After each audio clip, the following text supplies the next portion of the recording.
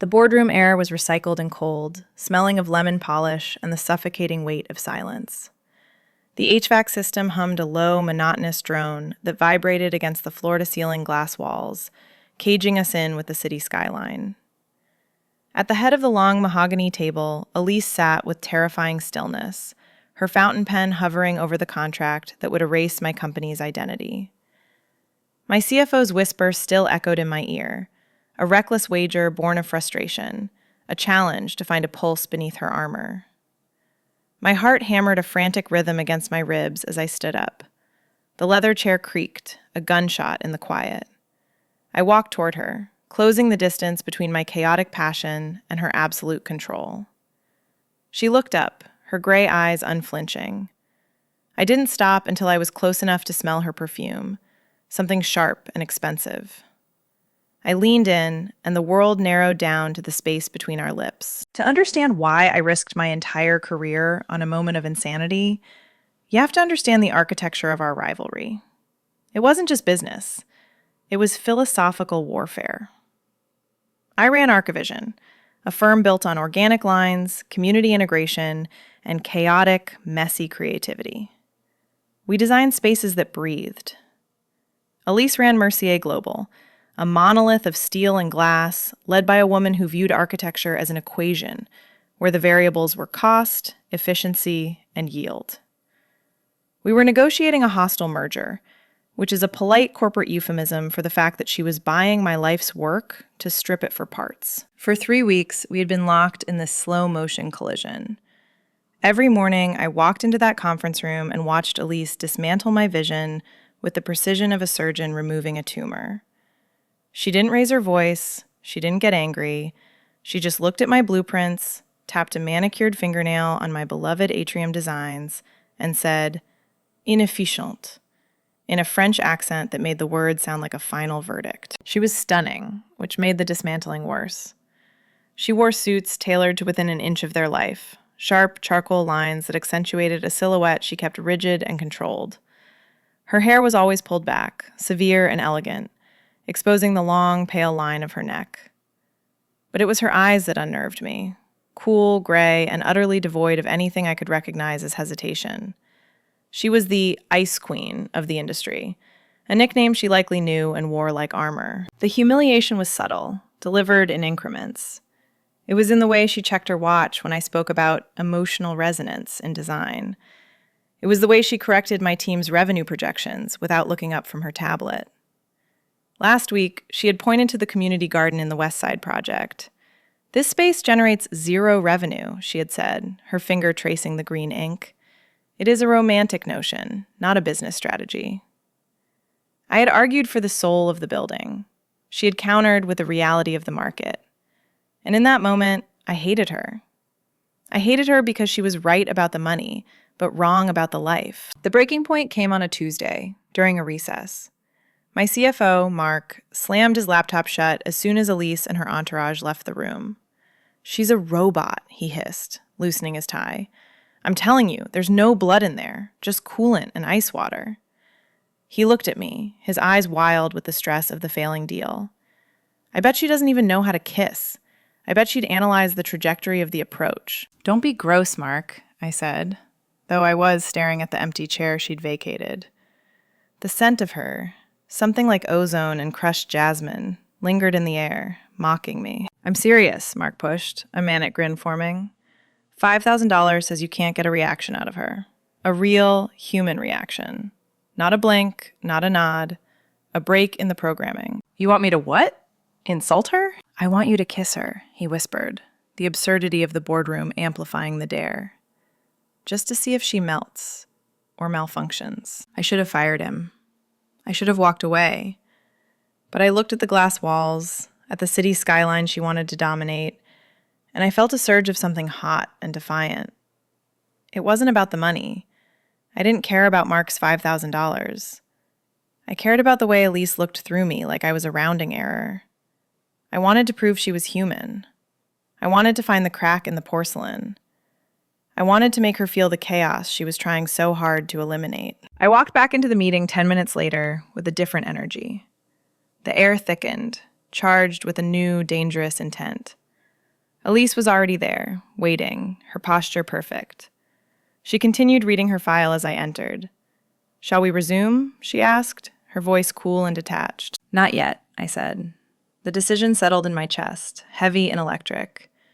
I wasn't going to let her erase me without leaving a mark. I wasn't going to let her win the war without a single battle. I moved past the empty chairs, my hand trailing along the polished mahogany edge of the table. It was a grounding touch, a way to keep my equilibrium as the gravity in the room shifted entirely toward her. Elise didn't flinch. She didn't push her chair back or reach for the intercom to call security. She simply watched me with that terrifying clinical detachment, her gray eyes tracking my approach like a camera lens focusing on a variable that had suddenly gone rogue. I stopped when my hips bumped against the edge of the table, just inches from where she sat. The silence was absolute, a vacuum that sucked the air out of my lungs. I placed my hands on the armrests of her leather chair, effectively trapping her. Or so I thought. I was the one standing. I had the height, the leverage, the element of surprise. I leaned down, intending for this to be quick, a shock to the system, a splash of cold water that would force a gasp or a flush of anger. Anything human. I closed the final inch. The moment our lips met, the architecture of my plan collapsed. It was supposed to be a weapon, a blunt instrument to crack the ice. But the contact wasn't cold. It was searing. Her lips were softer than her reputation suggested, but there was a firmness there, a resistance that felt less like rejection and more like an assessment. For a split second, she froze. I felt the sudden arrest of her breath against my cheek, the rigid tension in her shoulders. I thought, I got her. I thought, she doesn't know what to do with this. I was wrong. She wasn't freezing. She was calculating. The pause lasted exactly as long as it took for her to analyze the threat and formulate a counterstrike. Her hand shot up, not to push me away, but to grip the nape of my neck. Her fingers tangled in my hair, tightening with a strength that shocked a gasp out of me. Before I could process the shift, she surged upward. She stood, and the leverage I thought I possessed evaporated. She didn't just meet the kiss, she devoured it. She drove into my space with an aggression that was precise and overwhelming. I stumbled back, my heels catching on the plush carpet, but she didn't let go. She guided my retreat, her body pressing against mine, a wall of heat and high-end wool. We moved across the room in a chaotic, tangled dance. I was no longer the one challenging her. I was holding on for dear life. The world spun, the mahogany table, the empty chairs, the whiteboards covered in her ruthless red ink, until my back collided with the floor-to-ceiling glass wall. The impact knocked the breath out of me. The glass was freezing against my shoulder blades, a thin barrier between me and the 30-story drop to the city streets below. But in front of me, Elise was a furnace. She pinned me there, her hips grinding against mine to keep me in place, her hands moving from my hair to my throat, tilting my head back to deepen the angle. This wasn't a kiss anymore. It was a hostile takeover. It was a claim.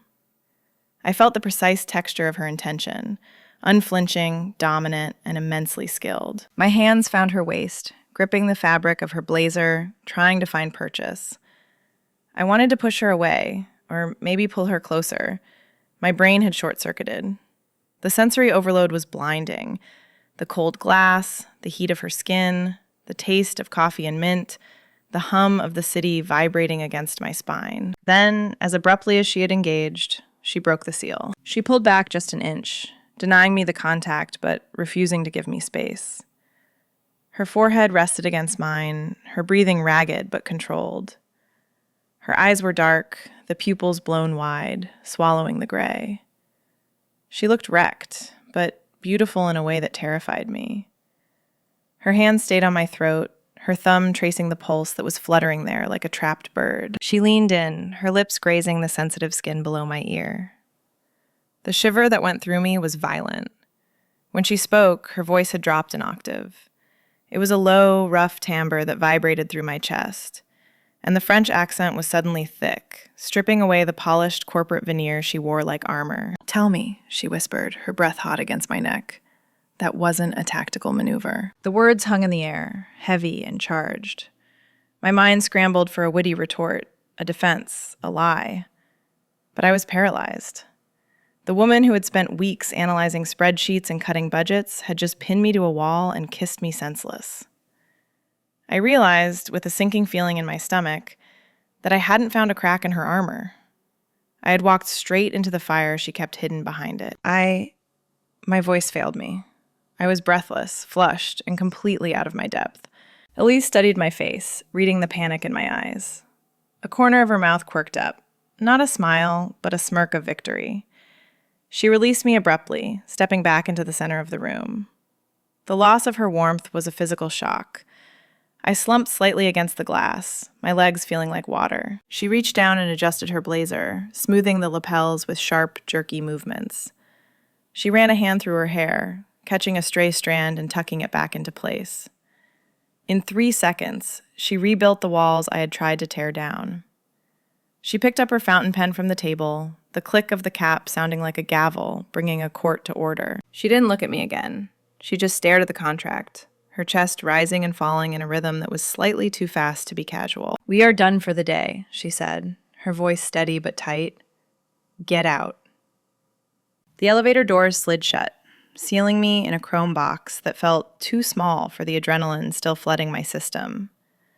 The silence was absolute, heavy with the ghost of her perfume and the phantom pressure of her body against mine. I stared at my reflection in the brushed metal doors. My blouse was wrinkled where her hands had gripped me. My lips looked swollen, bruised red against my pale skin. I touched my neck, half expecting to find fingerprints there, a physical record of the way she had dismantled my composure. The descent to the lobby took 40 seconds, but it felt like a slow fall from orbit. When the doors opened, I walked out into the lobby expecting security guards, a cardboard box for my things, and a public escort off the premises. Instead, the receptionist just nodded at me, offering a polite, empty smile. That was the first terrifying realization. She hadn't called security. She hadn't reported the assault. She had simply sent me away. The next morning was a study in the terror of normalcy. I stood outside the glass revolving doors of the building, my ID badge hovering over the scanner. I waited for the red light, the angry buzz of denied access. But the light flashed green, a cheerful, innocent chirp that allowed me entry into the lion's den. I walked to my desk through the open plan office, my skin prickling. Every laugh from the break room sounded like an accusation. Every whisper felt like a rumor taking flight. I sat down, my hands trembling as I woke my computer. I expected an email from HR. Subject, termination of employment. Subject, legal action. Instead, there was a single new message from Elise's executive assistant. Subject, site inspection, the foundry. Ms. Mercier requests your presence at the foundry acquisition site at 1400 hours. Do not be late. Appropriate footwear required. I stared at the screen, the cursor blinking like a heartbeat. She wasn't firing me. She was summoning me. It was a power move so confusing it made my head spin. Termination would have been clean, a severance of ties, a retreat to lick my wounds. This was something else. This was a leash.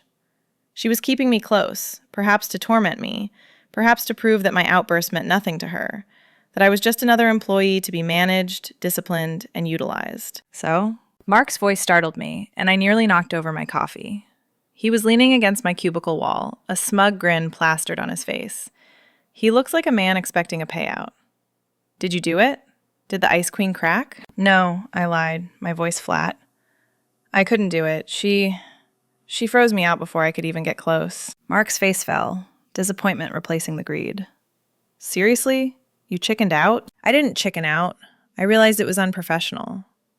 I turned back to my screen, dismissing him. Keep your money, Mark. I have work to do. He lingered for a moment, muttering about wasted opportunities, before wandering off. I let out a breath I didn't know I was holding. I had protected her. I felt the pull before I saw her. It was a physical sensation, like the drop in pressure before a storm. I looked up. Across the expanse of the office floor, through the layers of glass that separated the executive wing from the creative pit, Elise was watching me. She stood by her window, phone pressed to her ear, her silhouette cut sharp against the gray city sky. She wasn't looking at the view. She was looking directly at me. She held my gaze, unflinching, her face a mask of perfect, practiced indifference. But I remembered the heat. I remembered the way her breath had hitched. And as I stared back, unable to look away, I realized the punishment wasn't going to be termination. It was going to be this forced proximity, this silent acknowledgement of the voltage running between us, while she dared me to make another move. She wasn't getting rid of me.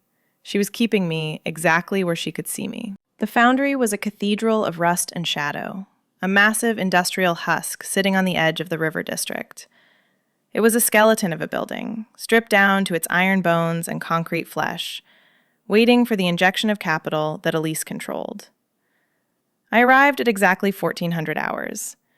The air inside was cooler than the street, smelling of wet cement, oxidized metal, and the damp, earthy scent of the river churning below. Dust motes danced in the thick shafts of light that cut through the broken clear-story windows, creating a haze that made the cavernous space feel dreamlike and dangerous. Elise was already there. She stood in the center of the main floor, a solitary figure against the scale of the ruin. She had traded her blazer for a high-visibility vest that she wore with the same severe elegance as couture, and a pristine white hard hat sat atop her pinned-back hair.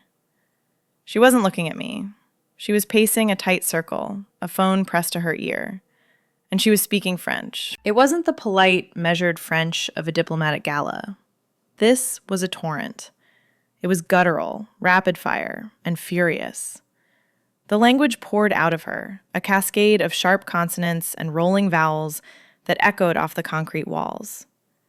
I stopped by a rusted support pillar, mesmerized. In the boardroom, Elise was a statue, cold, immovable, silent until necessary. Here, she was a fire. I watched her free hand chop the air, emphasizing a point to whoever was on the other end of the line. I saw the tension in her jaw, the flash of teeth, the raw, unfiltered passion she kept locked behind her corporate persona. She hung up with a sharp tap on the screen and turned to me. The fire vanished instantly, replaced by the mask.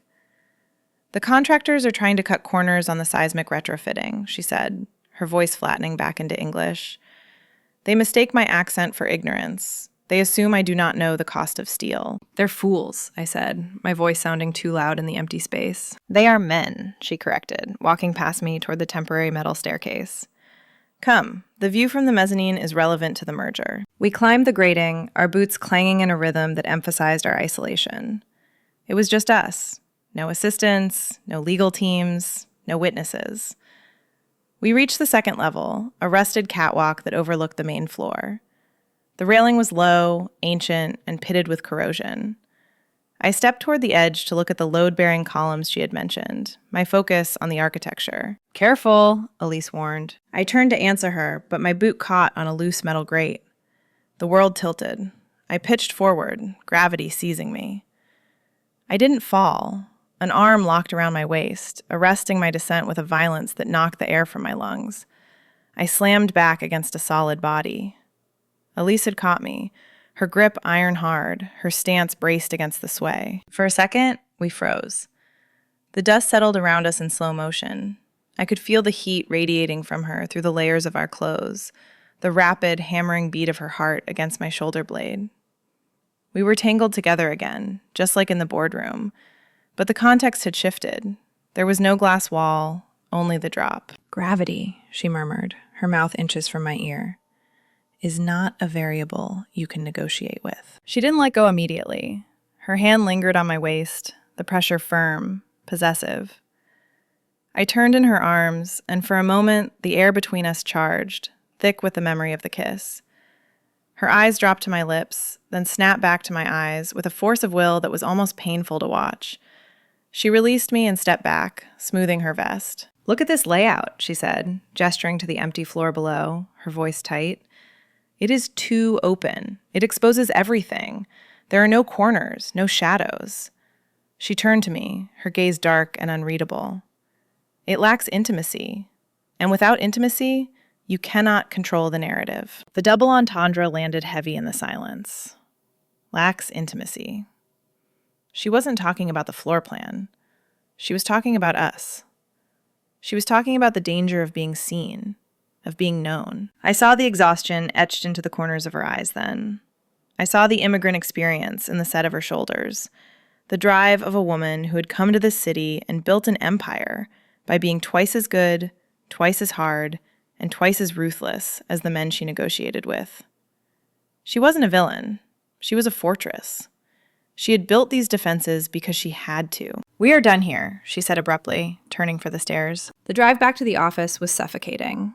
Her car was a sleek black Predator that smelled of leather and silence. Rain began to streak the windows, blurring the city lights into smears of neon. I sat in the passenger seat, hyper-aware of her hands on the steering wheel, the way her knuckles whitened when she merged, the precision of her movements. The interior felt too small for the tension coiling between us. I wanted to apologize. I wanted to touch her. I wanted to ask her if the control was worth the loneliness. But I stayed silent, watching the rain, realizing that I was no longer fighting a rival. I was following for a woman who was terrified of the fall. The merger gala was held in a cavernous ballroom that smelled of expensive lilies and desperation. This was the theater of our industry, a place where alliances were forged over lukewarm champagne and careers were ended with a polite smile. I hated these events. I felt exposed without my drafting table, stripped of the professional armor that usually defined me. Tonight, the armor was different. Instead of a structured blazer, I wore a slip of black satin that felt dangerously thin against my skin. It was a vulnerability I wasn't used to, a physical manifestation of the precarious ground I walked on with Elise. I stood near a pillar, nursing a drink I hadn't touched, and watched her work the room. If Elise was a weapon in the boardroom, here she was a force of nature. She had traded her charcoal suits for a gown of midnight blue silk that left her back entirely bare. Seeing the sharp, elegant line of her spine felt like witnessing a secret. It was a flash of skin that contradicted everything I knew about her rigid containment. She moved through the crowd of investors and city council members with a fluidity that was mesmerizing.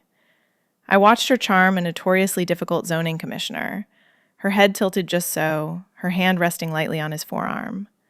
She laughed, a sound I had never heard in the office, and the commissioner melted. It was a performance. I knew that.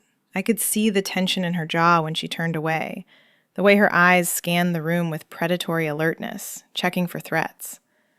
She was wearing a mask, one crafted from centuries of social expectation and her own survival instincts. She was the perfect CEO, the perfect woman, the perfect object of admiration. And she looked utterly, devastatingly alone. I couldn't watch it anymore. The air in the ballroom was too thick, too perfumed. I slipped through the French doors onto the terrace, seeking the cold bite of the night air. The city noise was a dull roar below, a comfort compared to the chatter inside. "You are hiding." The voice came from the shadows at the far end of the balcony. I turned. Elise was leaning against the stone balustrade, a flute of champagne dangling loosely from her fingers. She stepped into the light, the blue silk shimmering like oil on water. Up close, her composure had slipped. Her eyes were tired, stripping away the veneer to reveal the exhaustion underneath. "I'm not hiding," I said, moving to join her at the railing. "I'm observing. There's a difference." "Is there?" She looked out at the skyline, the wind catching the loose strands of hair framing her face. "I saw you watching me inside. You look confused." "I am confused," I admitted, the alcohol or the night air making me bold. "I assaulted a CEO in a boardroom. I pinned her against a wall. By every law of corporate survival, I should be unemployed and facing a lawsuit. Instead, I'm drinking vintage champagne on your dime. Why am I still here, Elise?" She turned her head slowly, her gaze raking over me. It wasn't the cold assessment of the office. It was heavier, darker. "Because competence is common, Alexandra. Obedience is cheap. But audacity?" She took a sip of her drink, her eyes never leaving mine. "Audacity is rare. You took a risk. You saw a barrier and you decided to break it. I respect a calculated risk, even if the execution was messy." "It wasn't calculated," I whispered. "It was impulsive." "That makes it more dangerous," she murmured. She set her glass down on the stone ledge and turned her body fully toward me. The distance between us evaporated. The air charged, thickening with the same electricity that had short-circuited my brain in the boardroom. You think I kept you because I enjoy the game? Perhaps.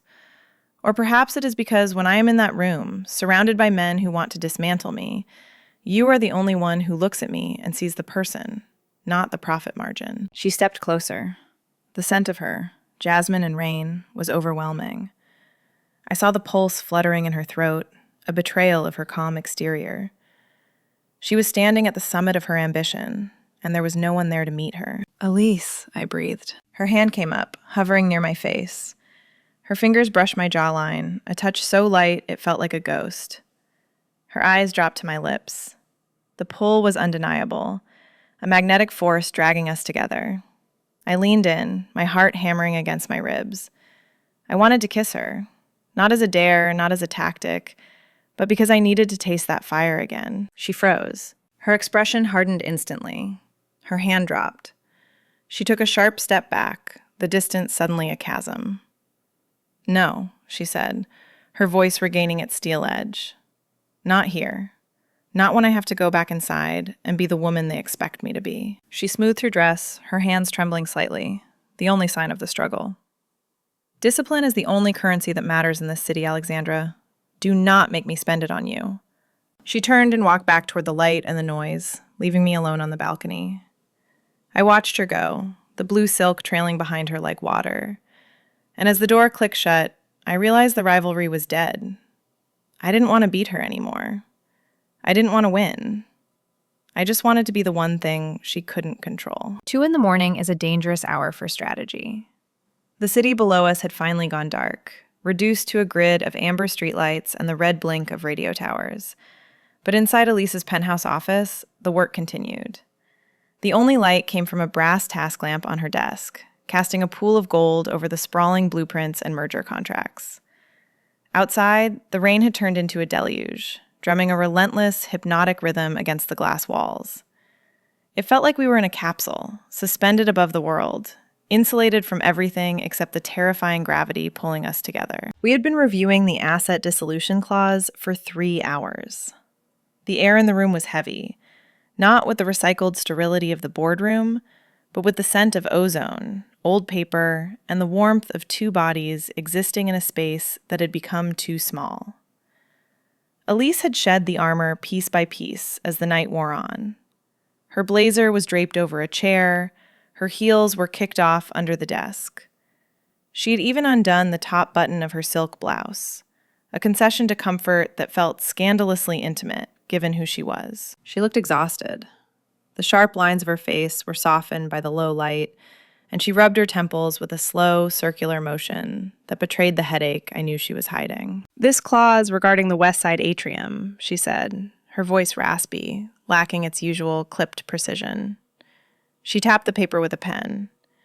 "You are fighting to keep the structural integrity of the original design. It is expensive." "It's the heart of the building," I murmured, leaning over the desk to look at where she pointed. "If you cut the atrium, you cut the airflow. The building dies. And if we keep it, the budget bleeds." She sighed, but there was no fight in it. "You are stubborn, Alexandra. You value breath over blood. I value life over ledger." I looked at her then, really looked at her, and felt a sharp, cold pang of guilt in my stomach. The bet. The $5,000 Mark had wagered. It sat there between us, invisible and toxic. I had started this as a game, a way to break a rival. But looking at Elise now, her defenses down, her eyes tracing the lines of a building I loved, I realized I had lost the game the moment I started playing it. I wasn't breaking her. I was learning her. And the lie of that original wager felt like a stone I had swallowed, heavy and sharp. "Elise," I started, the confession rising in my throat. "About the beginning, about why I—" "Look at this," she interrupted softly, not looking up. She moved her hand across the blueprint, sliding it over the section we were debating. As she did, her hand covered mine. The contact stopped the words in my throat. Her palm was warm, dry, and surprisingly gentle. She didn't pull away. She didn't apologize. She just let her hand rest there, covering my fingers, anchoring me against the paper. The quiet in the room shifted, deepening into something expectant. The rain seemed to get louder against the glass. I looked down at our hands, mine stained with ink and trembling slightly, hers pale, manicured, and heavy with authority. "The structure holds," she whispered. And I knew she wasn't talking about the atrium anymore. "But the foundation is shifting." She looked up. Her eyes were dark, the pupils blown wide in the dim light. The professional distance we had maintained since the gala evaporated. There was no desk between us, no contract, no rivalry.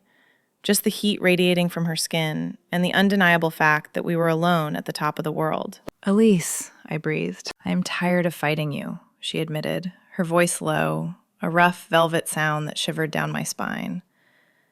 "I am tired of looking for the trap. Tell me there is no trap." I couldn't tell her that. The trap was the bet, and it was already set. But I couldn't walk away either. "There's no trap tonight," I whispered. "Just this." She stood up slowly, her hand sliding from mine to my wrist, pulling me around the edge of the desk. The movement was a gravitation, inevitable and slow. When I stood before her, the difference in our heights felt significant. She tilted her head, studying my face with that unflinching, analytical gaze. But the coldness was gone. In its place was a raw, naked hunger that left me breathless. "Then show me," she said. This wasn't the boardroom collision. There was no violence in it, no tactical strike. She reached out, her fingers grazing my jawline, tracing the pulse that hammered there. Then she leaned in. The kiss was slow, deliberate, a question asked and answered in the dark. It tasted of coffee and rain and surrender. Her lips were soft, moving against mine with a terrifying gentleness that undid me completely. I felt the texture of her intention. She wasn't trying to dominate me. She was trying to memorize me. My hands found her waist, pulling her closer, and she made a low sound in her throat, a vibration that I felt in my own chest.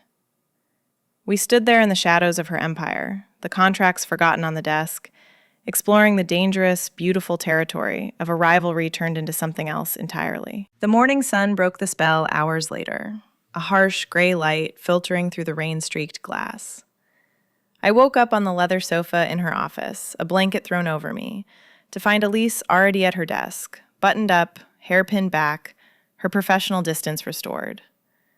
But when she looked at me, her eyes were soft. "The vote is in 2 hours," she said quietly. "We have a merger to survive." The morning light should have felt victorious. Instead, it felt exposing. I walked toward the kitchenette to grab a coffee before the final vote, my body still humming with the phantom sensation of Elise's touch. For the first time in months, the knot of anxiety in my chest had loosened. I foolishly believed we had crossed a bridge, that the vulnerability she showed me in the dark of her office had rewritten the rules of engagement. I thought we were partners now, not combatants. I was pouring the coffee, watching the dark liquid swirl, when Mark cornered me. He leaned against the counter, blocking my exit. He looked tired, his tie crooked, smelling of stale cigarettes and nervous energy. The merger vote had everyone on edge, but Mark thrived on chaos. He offered me a grin that was all teeth and no warmth. "You look different," he said, scanning my face. "Less frantic. Did something happen in the ivory tower last night?" "We worked, Mark," I said, keeping my voice low. "We went over the contracts. The atrium is safe." "The atrium?" He laughed, a harsh, grating sound. "I don't care about the plants, Alex. I care about the wager. $5,000 says you couldn't get a human reaction out of the Ice Queen. But looking at you, I'm starting to worry I might have to pay up." "Stop it," I hissed, glancing at the open door. "The bet is off. It was a stupid joke." "A joke?" Mark stepped closer, lowering his voice to a conspiratorial whisper that carried too far in the quiet office. "Come on. You walked in there with a plan to break her composure. Did you do it? Did you melt the ice? Or is she still just a calculator in a skirt?" The air in the room suddenly vanished. It wasn't a sound that alerted me. It was a change in atmospheric pressure, a sudden, violent drop in temperature. I looked past Mark's shoulder. Elise was standing in the doorway. She was holding a file folder against her chest like a shield. She wore a suit of severe black, her hair pulled back so tight it must have hurt. She wasn't looking at Mark. She was looking at me. And in her eyes, the soft, unguarded woman I had held hours ago was gone. In her place was something dead. She had heard. She had heard the price tag I had put on her humanity. Elise, I choked out, stepping around Mark. The coffee cup shook in my hand, splashing hot liquid onto my wrist. I didn't feel the burn. Mark turned, saw her, and paled. He muttered something about a spreadsheet and scrambled out of the room, leaving me alone in the wreckage. Elise stood there, frozen. But this wasn't the freezing of shock. It was the freezing of a lake in winter, a hardening, a solidifying. The betrayal on her face wasn't angry. It was a quiet, devastating confirmation of everything she suspected about the world. She had opened the gates, and I had proven that the barbarians were exactly who she thought they were. "Elise, please," I said, taking a step toward her. "It's not what it sounds like. That was weeks ago. I didn't—" $5,000, she said. Her voice was terrifyingly calm, stripped of all inflection. That was the valuation? No, it was a stupid dare. It meant nothing. It meant enough for you to initiate contact, she countered. She walked into the room, forcing me back. She didn't raise her voice, but the space between us felt charged with violence. "I asked you once to tell me it wasn't a tactical maneuver. You couldn't answer then. Now I know why." "Last night wasn't a tactic," I pleaded, desperate to find the woman behind the CEO. "Last night was real. You know it was real." "I know that you are very good at your job," she said coldly. "You identified the target's weakness, loneliness, and you exploited it to secure your department's survival. It is impressive corporate espionage, Alexandra. Ruthless. I almost admire the commitment." "It wasn't espionage. I fell for you." "Do not," she snapped, the French accent cutting through sharp and jagged. "Do not insult my intelligence with sentiment. You made a bet, you played the game, and you won." She turned on her heel, walking back toward the corridor. I followed her, panic rising in my throat like bile. "Where are you going?" "To the boardroom," she said without looking back. "To finish the merger." "Elise, wait!" She stopped at the door to the executive suite and turned one last time. Her face was a mask of absolute indifference. "You wanted to find a crack in the facade, Alexandra? Congratulations. You found it. And now I am repairing it." She entered the boardroom and the heavy oak doors clicked shut, locking me out. I stood in the hallway for an hour, staring at the wood grain, feeling the sickness curl in my stomach. When the doors finally opened, the legal team filed out first, looking solemn. Then Elise emerged. She didn't look at me. She walked past me, as if I were a piece of furniture, a redundant asset. My phone buzzed with an email notification from Office of the CEO. Subject, restructuring update. Effective immediately, the Design and Community Division will be dissolved to streamline operational costs. All current projects are suspended pending liquidation. I read the words twice, the screen blurring. She hadn't just fired me. She had erased me. She had taken the one thing I tried to save, my work, my team, my vision, and dismantled it with a single signature. I stood alone in the corridor, the silence of the office pressing in on me, realizing I had lost the war, the career, and the woman, all for a bet I never even collected. The ratification meeting was scheduled for 10 the next morning. It was a formality, really. A corporate funeral service where the body would be viewed, the eulogies of fiscal responsibility read, and the coffin nailed shut.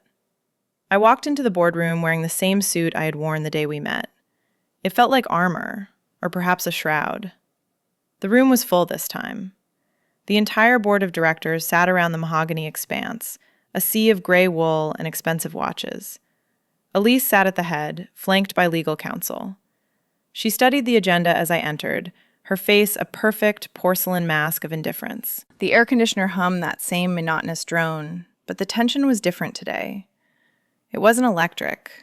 It was terminal. "We are here to ratify the dissolution of the Design and Community Division," the chairman announced, his voice bored. "Unless there are any objections to the projected cost savings?" "I have an objection," I said. The silence that followed was absolute. Elise's head snapped up. Her eyes narrowed, expecting a scene, a plea, or perhaps a shouting match about the injustice of it all. She gripped her pen tight enough to whiten her knuckles. "This isn't a debate, Alexandra," she said, her voice cold. "The numbers do not work. Your division is overhead we cannot sustain." "I know," I replied, keeping my voice steady, though my heart was hammering against my ribs like a trapped bird. "I ran the numbers again last night. You're right, the overhead is too high. But the projected revenue from the West Side and Foundry projects is significant, provided the teams remain intact to execute the vision. If you dissolve the division, you lose the contracts. You lose the revenue." I walked forward, not to her, but to the center of the table. I placed a single, thin folder on the polished wood. "This is an alternative restructuring plan," I said, addressing the board but looking only at her. "It preserves the entire design team. It keeps the West Side atrium. It maintains the integrity of the Foundry project. And it meets your budget reduction targets immediately." The chairman frowned, reaching for the folder. "How? You're cutting operational costs by 40% here. Where's the capital coming from?" "It comes from the payroll," I said quietly. "Specifically, from the removal of the division's highest salary." Elise went still. She stopped breathing. I saw the realization hit her a fraction of a second before the chairman spoke. "You're eliminating the director role?" the chairman asked. "I am resigning," I stated, effective immediately. "My salary covers the deficit. My equity, returned to the pool, covers the operational costs for the next 2 quarters. The team stays. The work stays. I go." The room erupted in low murmurs.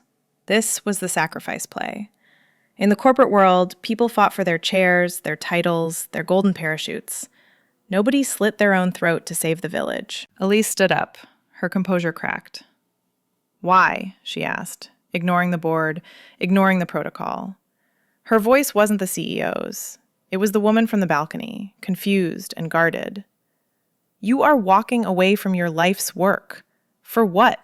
To prove a point?" "No," I said. "To prove that it wasn't a game." I stepped closer, ignoring the dozen pairs of eyes watching us. I needed her to hear this. I needed her to understand that the architecture of what we had built, however briefly, was real. "You accused me of a tactical maneuver," I said, my voice low. "You thought I used intimacy to save my job. So, I'm removing the job from the equation. I'm removing the conflict of interest. My judgment was compromised, Elise, but not by a bet. It was compromised because I stopped looking at the blueprints and started looking at you." She flinched, a tiny, almost imperceptible movement. I switched to French. It was a risk. My accent was clumsy, learned from late nights and stubbornness, but it was the only way to prove I had been listening to the person, not just the rival. "Tu avais raison," I said softly. "On ne peut pas bâtir sur du vide. Il faut des fondations." "You were right. You cannot build on a void. One, you need foundations." Her eyes widened.